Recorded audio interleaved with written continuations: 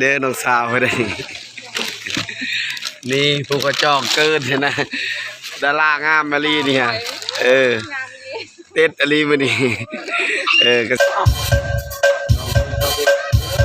ฮักสาวกับเมื่อลำเป็นภาษาบ้านเราเด้อคนใดของเพิ่งบอกเขาไม่เข้าใจกันขอโทษขอไอซีนับเนาะเพราะว่ากันกันแล้วกันเนาะเพราะว่าเขากับคนคือกันด้วยกันเพราะว่าเลือกเกินเพราะได้คันเลือกกันใดเว้ยสะใจยังเป็นนายกรัฐมนตรีหมดเลยอันนี้คือเอกลักษณ์ของบ้านเขา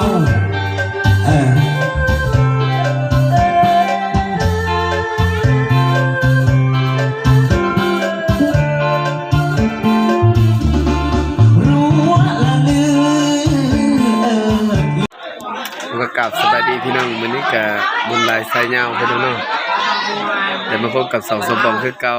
บรรยากาศช่วงนี้ก็ได้ออกงานคือเก่าพี่น้องเอ้ย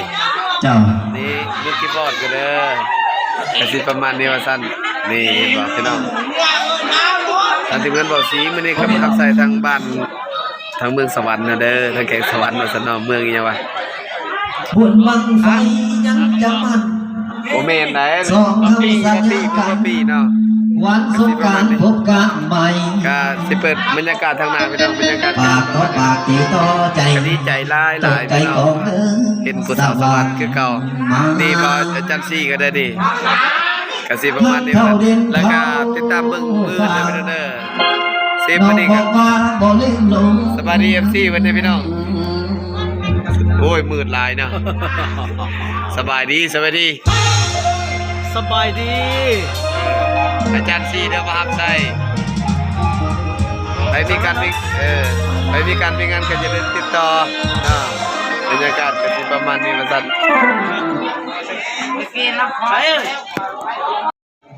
เอาเราแรกเราปีกเนาะ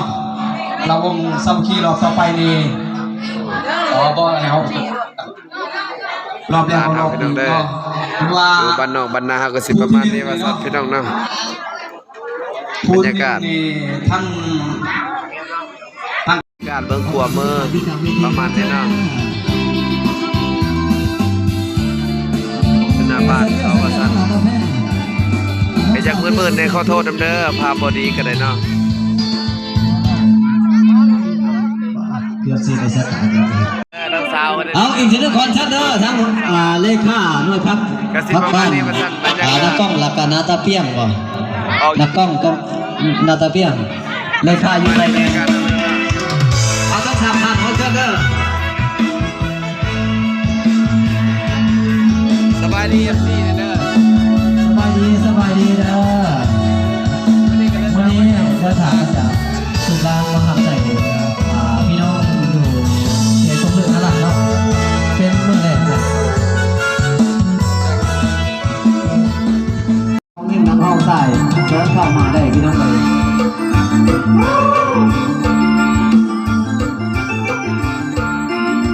เอาลองสวัสดิ์กันด้วยเด้อช่างบาทรอโซนี่น้ำหนาวเนี่ยพี่น้องเนาะ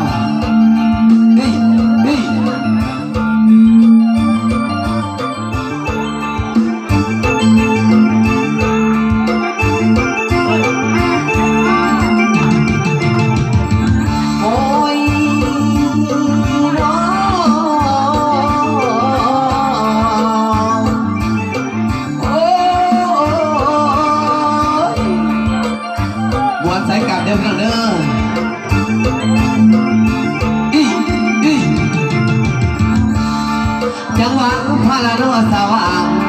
มือนี้เดินเข้ามาพาสว่างยักโน้นอยากมาซ่อนไหล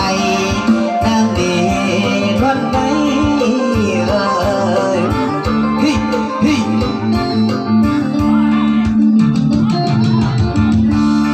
คำเบยอยากจับเข้าไก่ช้าบ้องต่อพนังละนา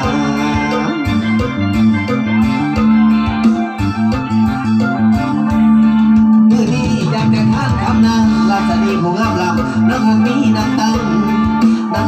สันใดบอกไอเด้นอคำแพงกระทั่งพ่อแม่น้องน้ำสั้นคือจังใดน้ำสั้นไม่ใส่งามมีของกินเป็นอาหารหอยปากก้อนนั่นละโตกันมันเป็นโตมากับกูเก่าใน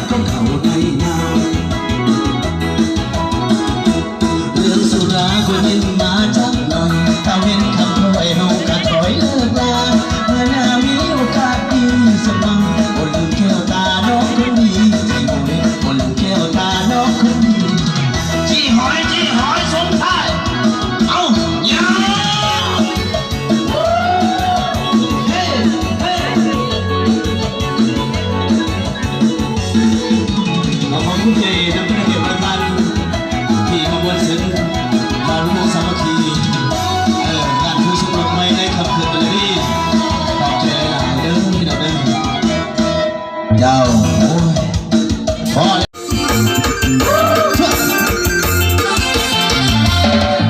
คนส่วนนี้กันน้องส่วนอันเสียงป่วยแค่ที่ผมเสียงร้องกันได้ไหมน้องไผ่กระบอกที่น้องคนส่วนนี้กันน้องคนส่วนอันเสียงป่วยแค่ที่ว่าน้องเอ๋ยเป็นน้องเป็นน้ำไหลก็จึงในน้ำตาแดงน้องลาพอได้ยินเพื่อนเรา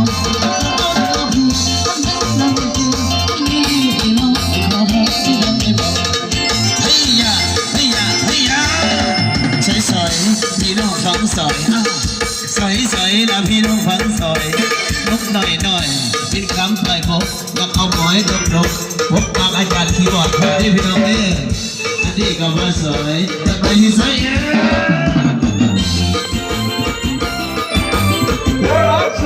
สบายดีพี่น้องสบายดีตอนเช้าเด้อบรรยากาศกสิประมาณนี้คืนนี้ก็ลืมทายพี่น้องเพราะเมาหลายเนาะกสิประมาณนี้ว่าซั่นบรรยากาศตอนเช้าเด้อพี่น้องทีมงานเบาสีเสียงรอเนาะกสิประมาณนี้บรรยากาศฮอนเกินนะทุกคนเนาะกสิประมาณนี้นี่เบิ่งถ่ายรูปเลยเด้อ1 2 3บ่4บ่เบิ่งก็ได้เนาะกสิประมาณนี้บรรยากาศทุกคนฮอนหลายจะน้อยสุดท้ายเบิ่งเด้อคนยังบ่ทันมาเทื่อว่าซั่นเนาะ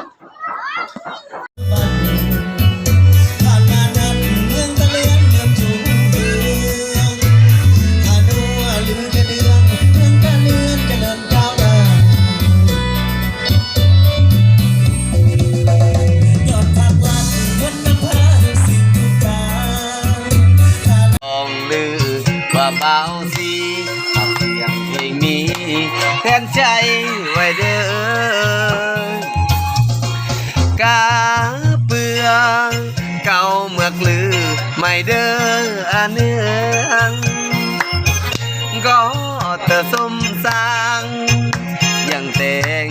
ก็เตอสมัย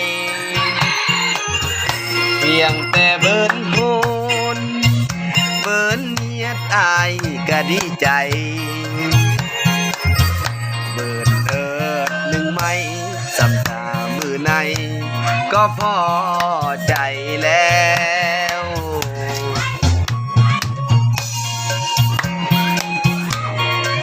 ซ้อมเพลงซื้อได้เพียงเด้องานมาดีเนาะ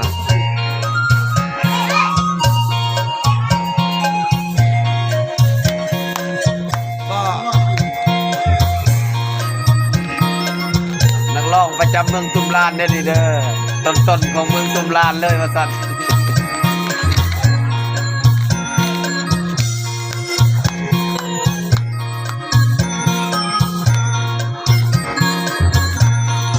กาเบื่อบุญลือที่เบิ่นหำเมื่อยเจ้าภาพโอนเพื่อหับใส่หน้าให้รัวเด้อลองจ้าโดยด้วยไกลแห่งกล้วยตันทีสมพองลือว่าเบาสีกับเสียงเพลงนี้แทนใจไว้เด้อกาเปื่อเก่าเมือกลือไม่เด้ออันเนืองก็เติมสมสร้างอย่างแต่งก็เตอสมัยเพียงแต่เบิ้นโหนเบิ้นเนียดอายก็ดีใจเบิดหนึ่งไม้สำตามือในก็พอใจแล้วเอาเรื่องเพลงนี้ชื่อว่ามักกะมดกะเปื้อแล้วเด้อพี่น้องเด้อได้แต่งคู่กับอาจารย์ซี่ก่อนเนาะแล้วก็ห้องคู่กันเด้อพี่น้องเด้อซ้อมซื่อๆว่าซั่นเนาะเสียงสดเด้อพี่น้องเด้อมวนบ่ม่วนกะอดฟังน้ำกันว่าซั่นเนาะ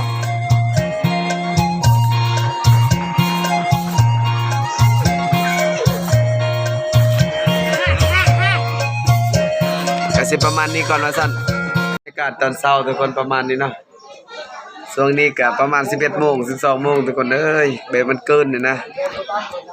นี่น้องสาวก็ได้นี่เด้อเบิ่งความมืออ่อนกันอดัมเพ็ญแหละก็อย่าลืมสนับสนุนเด้อโอ้ยฟังเอาเด้อดำเบิ่งเมียจะเว้าเด้อเบอร์เกอร์บ่สุภาพเลยเมียจะได้นี่เด้อประมาณนี้กินข้าวกันทุกคน20 กีบประมาณนี้เนาะบรรยากาศกำลังงาบข้าวแล้วทุกคน เบาซีกับเบาซีนะ เบาสีเสียงรอ ซี เบาสี ผมเป็นเบาสีน้องสาวโคตรงามเลยบริหารมันจะขายเรื่องยังวะเพื่อให้เพื่อนยังวะมันนี่โคตรงามเลยเนาะอาหารทุกคนซีนงัวล้วนๆนะทุกคนบริตัวนี่แหละนี่เกินมันสิกินให้เบิ่งนะทุกคนเด้อแซ่บนี่แซ่บไปเลย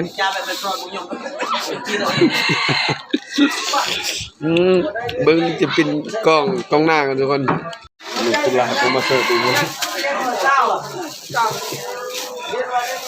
น้องสาวก็ยันกล้องซึ่งนี่พี่น้องเอ้ยอันนี้คือผักทุกคนเนาะประมาณนี้ผักกระโดนบางคนอาจจะฮู้จักหลายกินกับลาบกับก้อยแซ่บอะไรทุกคนเนาะนี่ผักกระโดนว่าซั่นนี่บ่าวซี่ก็สิกินเหมือนกันเบิ่งลองกันทุกคนเด้อโอ้ยนี่ทดลองซิแซ่บเบิ่งสิพอมันกินมันตายเดี๋ยวบ่ให้ดอกเนี่ยมันแซ่บ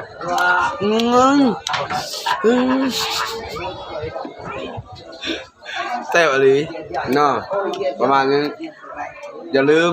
กดเลิฟกดไลค์เด้อพี่น้องเด้อไปกันต่อ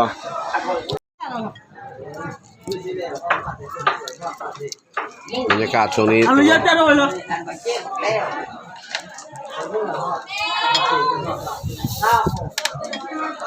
ดาราคอยเด้อmereka hajat tuh buat mereka.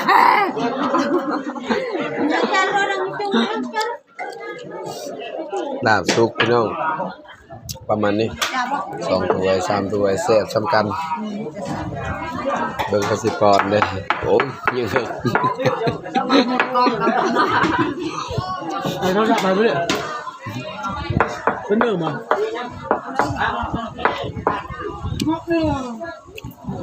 เขาเป็นเพชรจมูกนั่นแหละเพชรบ่ได้มีสัญญาณกินข้าวกันเด้อทุกคนเด้อประมาณนี้เนาะไทยผ่าน10ฮักสาวกับเมื่อลำเป็นภาษาบ้านเราเด้อจะได้ของพวกบอกเขาเข้าใจกันขอโทษขอไอ้สีน้ำเนาะเด้อเพราะว่ากันกันแล้วกันเนาะเพราะว่าเขากับคนคือกันด้วยสันเพราะว่าเลือกเกินบ่ได้คันเลือกเกินใดเว้ยสะใจยังเป็นนายกรัฐมนตรีหมดเลยอันนี้คือเอกลักษณ์ของบ้านเฮาเ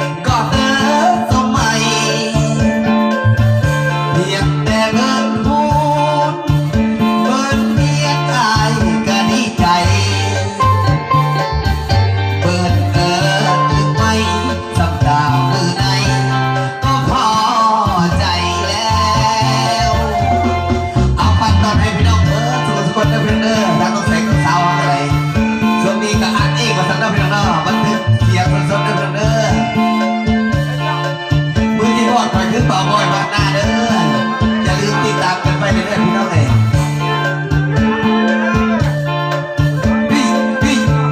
พี่ซอยจัง